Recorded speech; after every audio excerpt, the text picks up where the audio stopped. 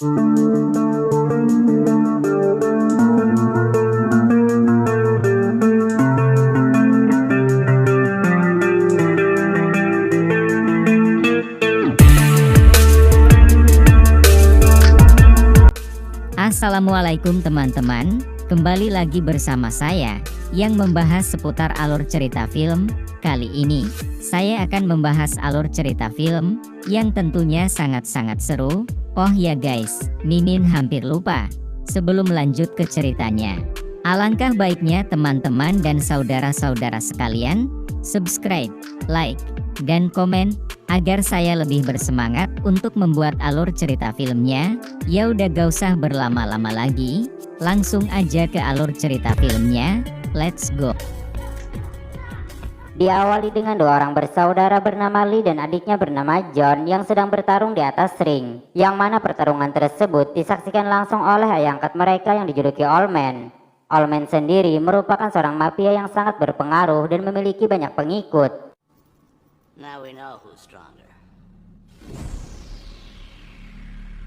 Beberapa tahun kemudian terlihat Lee dan juga John yang sedang memantau seorang pria bernama Biggs dari dalam toilet. Hingga di saat Biggs ingin bercinta dengan wanita bayarannya, mereka langsung masuk dengan menodongkan pistol.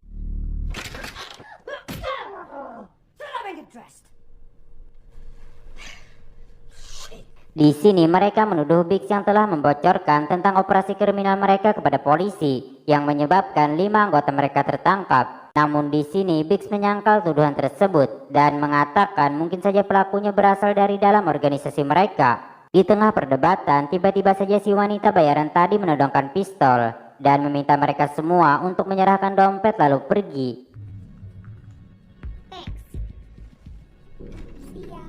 Mereka semua pun tertawa melihat kelakuan wanita itu. Namun yang terjadi kemudian,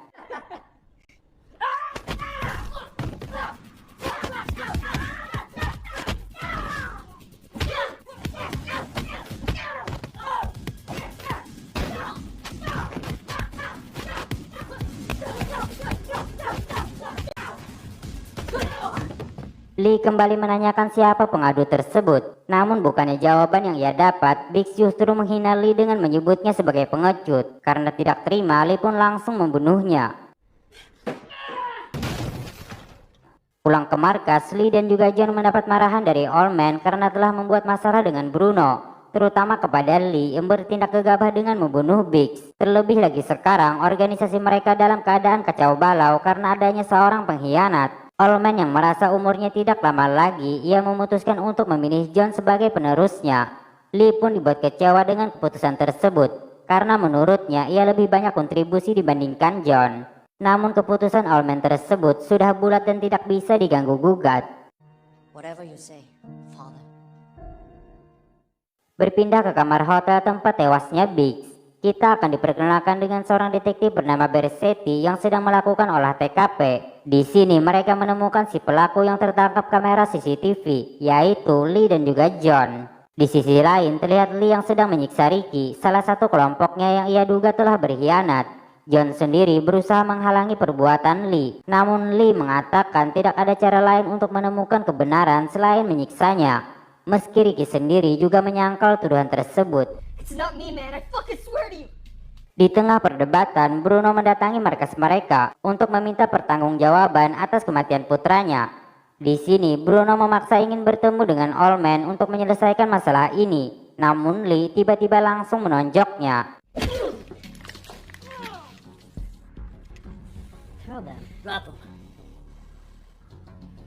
Karena kalah jumlah, Bruno pun pergi meninggalkan markas mereka.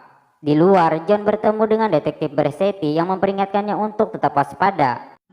Watch your back, John. Yeah. John lalu pergi menemui pacarnya seorang penari yang bernama Chloe. Di sini, John yang seorang petarung dipaksa menari oleh Chloe. Come on, you're getting really good. Arabesque. Much better. Di lain tempat, terlihat Lee bersama satu anggotanya bernama Aristo. Lee menceritakan tentang Old Man yang menyerahkan kekuasaan kepada John. Aristo lalu bertanya, kita harus bagaimana? Lee mengatakan bahwa ia akan mengurusnya. Dan ternyata mereka sedang berada di tempat pertarungan jalanan. Yang mana di sini Lee ingin menghilangkan sedikit penat dengan bertarung.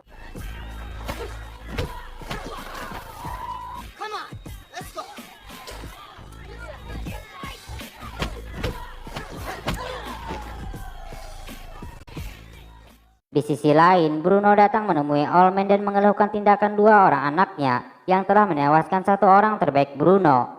Terlebih lagi sekarang, Allman memiliki seorang pengkhianat di dalam organisasinya, yang dengan itu produk dalam organisasi Bruno tidak bisa dipasarkan lagi. Dan yang paling membuatnya marah, Lee telah menonjok mata kirinya. Namun dari semua keluhan tersebut, Allman hanya mengatakan bahwa organisasinya akan ia serahkan kepada John, yang mana menurutnya John lebih kuat dibandingkan Lee meskipun ia tidak pandai dalam berbicara. Mendengar hal itu, Bruno sebenarnya tidak setuju dengan keputusan Allman. Namun karena melihat Allman yang sekarang dalam keadaan sakit-sakitan, Bruno pun tidak tega lalu pergi meninggalkannya. Tak lama setelah itu, Bruno mendapat telepon dari Lee yang ingin bertemunya di sebuah bar. Di sini, Lee menawarkan Bruno untuk bekerja sama, yang mana sepertinya Lee memiliki rencana jahat tersendiri.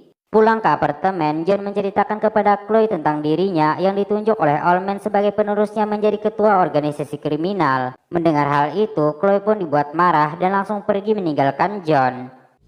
See you later, okay? Keesokan paginya, John mendapatkan kabar dari Lee yang memberitahukan bahwa Allman ayah mereka telah meninggal. Singkat cerita, terlihat Lee bersama John yang berada di tepi pantai. Yang mana di sini John sedang memegang sebuah guci yang berisikan abu jenazah Allman. Di sini Lee menyarankan kepada John agar melakukan perubahan pada organisasi mereka.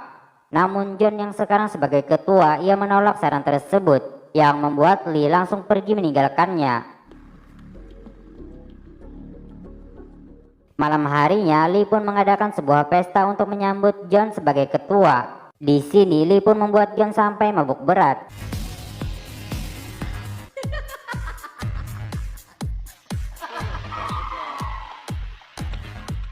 Hingga di saat John pergi ke toilet, ia diserang oleh beberapa anak buah Bruno.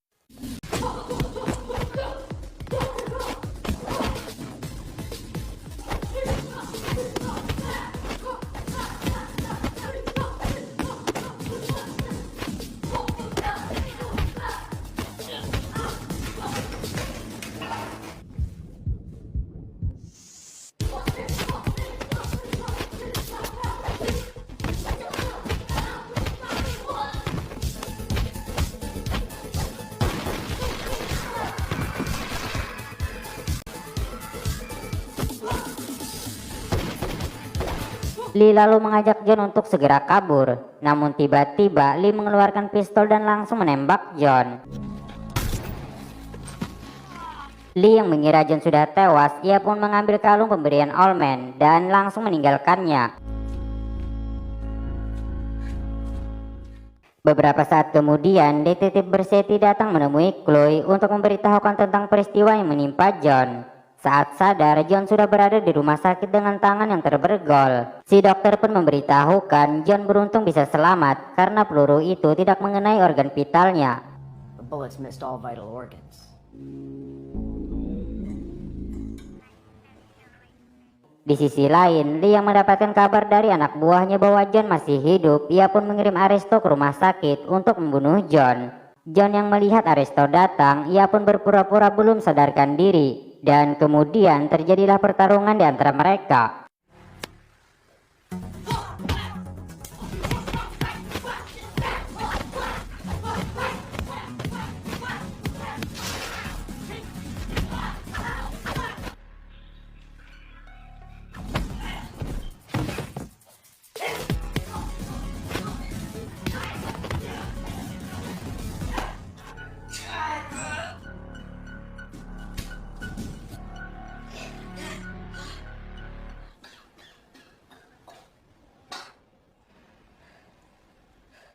Holy shit.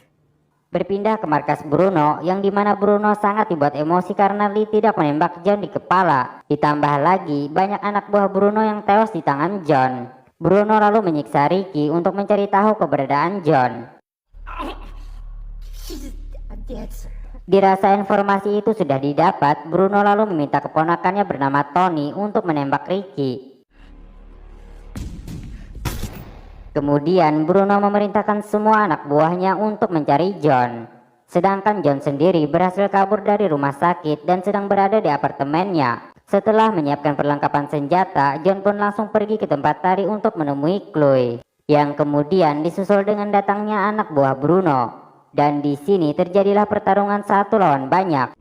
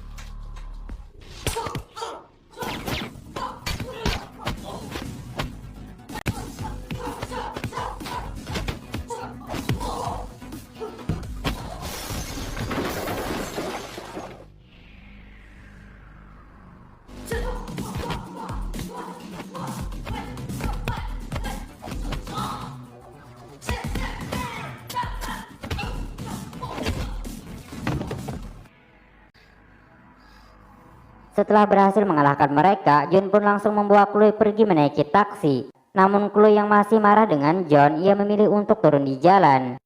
Don't come looking for me. John pun pergi ke hotel tempat di mana Tony berada. Ia lalu meminta wanita bayaran ini untuk keluar, kemudian langsung membunuh Tony. Hi, Tony. Di depan markas terlihat Bruno yang sedang menunggu kedatangan Lee. Namun ternyata yang datang bukanlah Lee, melainkan John yang langsung menembaknya. Lee, what the fuck? Fucking.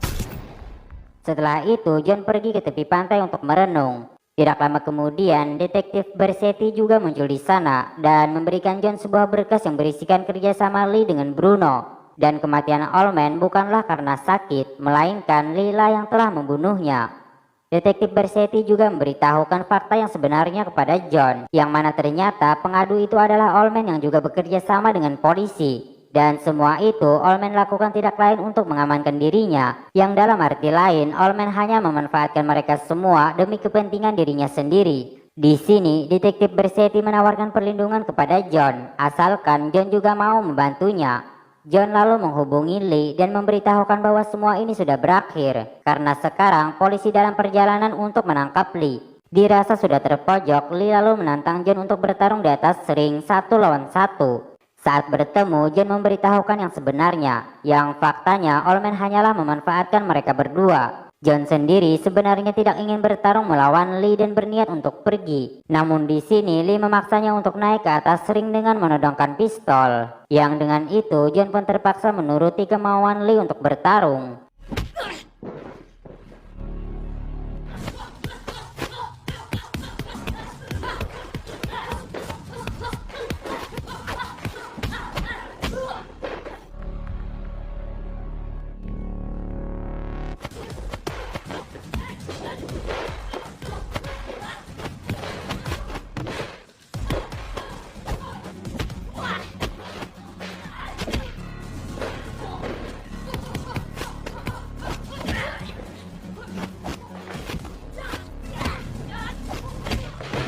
John lalu memberikan kalung pemberian Allman kepada Lee.